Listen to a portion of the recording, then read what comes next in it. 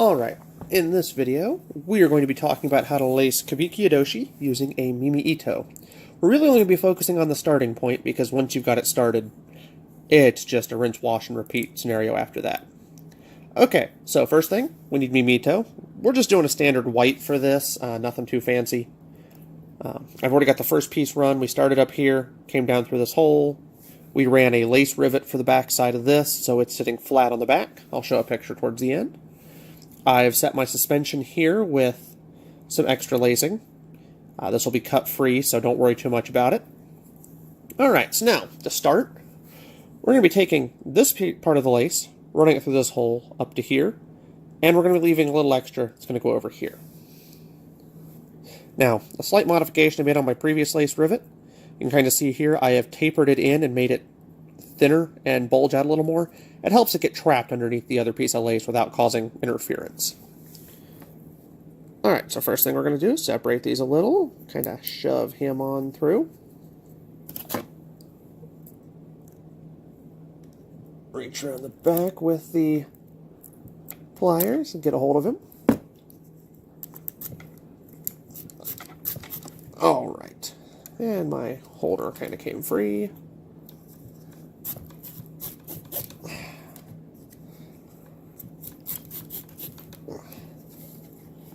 Alright, now once you get a little closer, you may have to pull it out and readjust your angle. We can't really twist as much on this one because we have put a preset bulge on that side. So to fix that, you just kind of pinch and hold. You can see it's readjusted my... Nope, didn't get it all the way.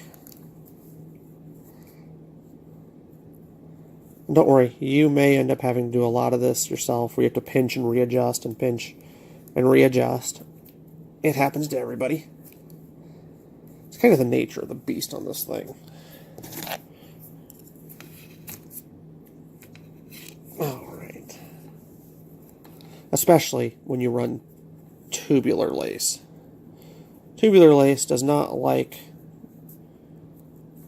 to lay the way we would want it to. The hollow tubes don't. You can get one side nice and pretty, and the other side kind of argues with you.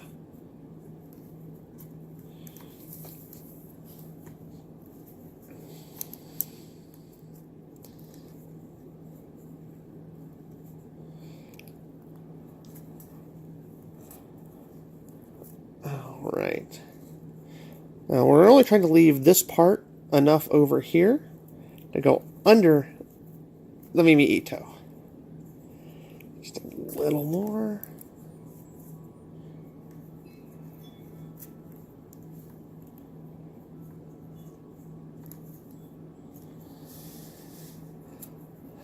Alright. That should be about good. Maybe just a tiny bit more.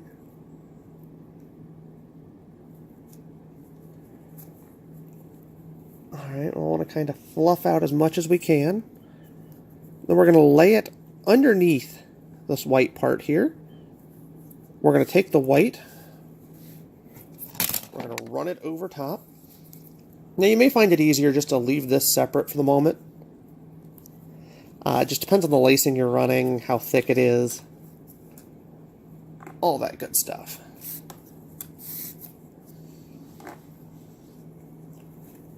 Pull this through. Before we finish, we're going to check a couple of things. First, make sure that we are not twisting.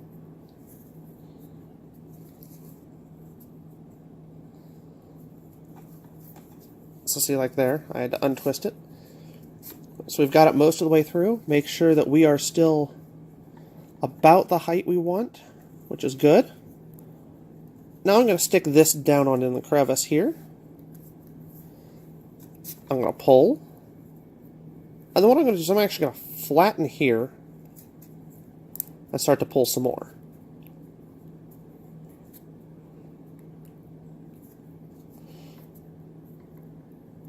And then you can see we actually get a kind of nice little bulge here. Pull a little tighter. And there you go. After that point, Take the Mimi Ito, run it out the other side.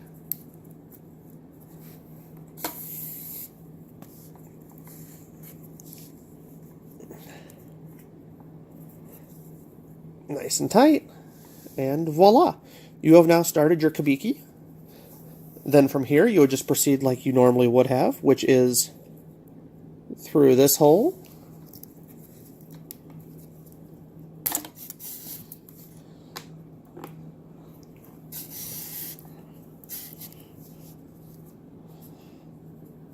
Now we're once again going to have to pinch this a bit.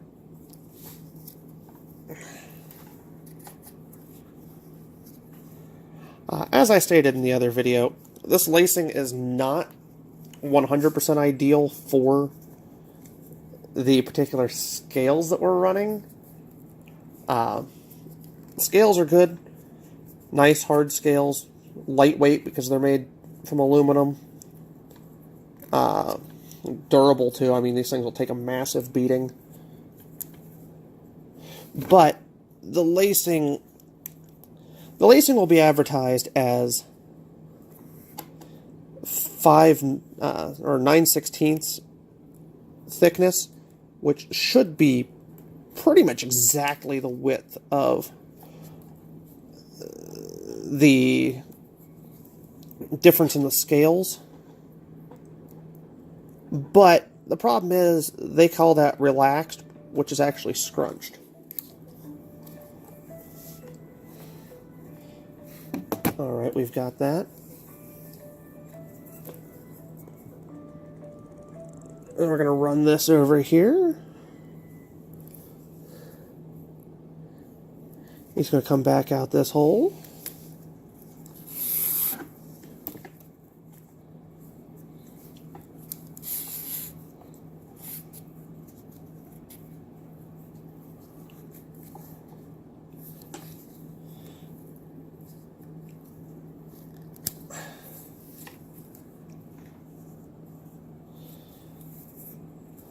We got him back out. Make sure we pull him nice and tight on the backside. That's where you're going to get all of your actual support for it.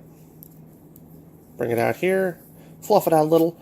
You don't have to worry about fluffing it out completely at this point, just because you can go back through and tidy them up after. Alright, we can separate these a little more.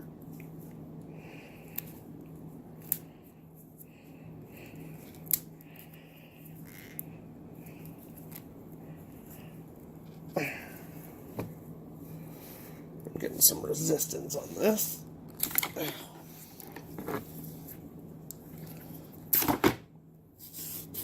Sometimes they get caught, sometimes they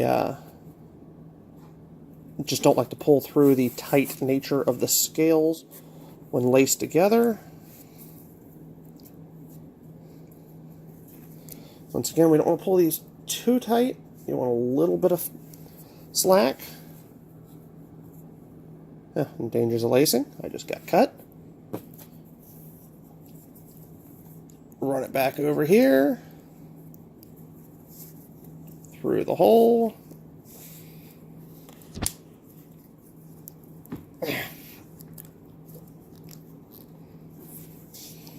Now that's what's causing the problem. One of our melt points has kind of gone off to the side. So we're going to trim him off.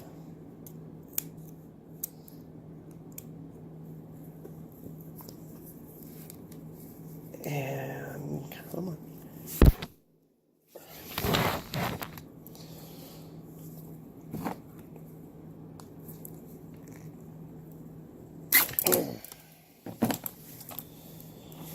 As you can see, it's one of the downsides to melting. You occasionally make it a little too hard.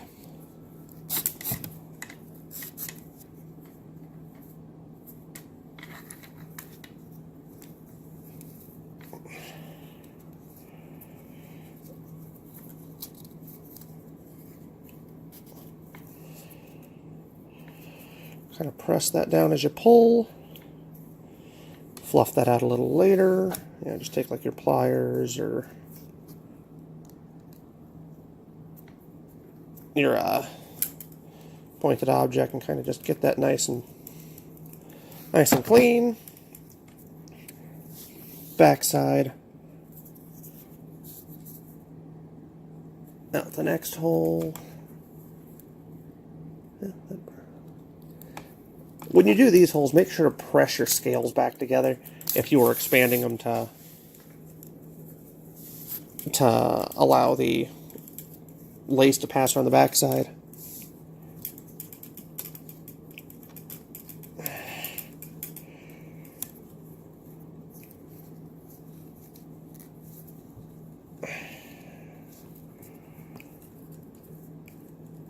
Pull tight.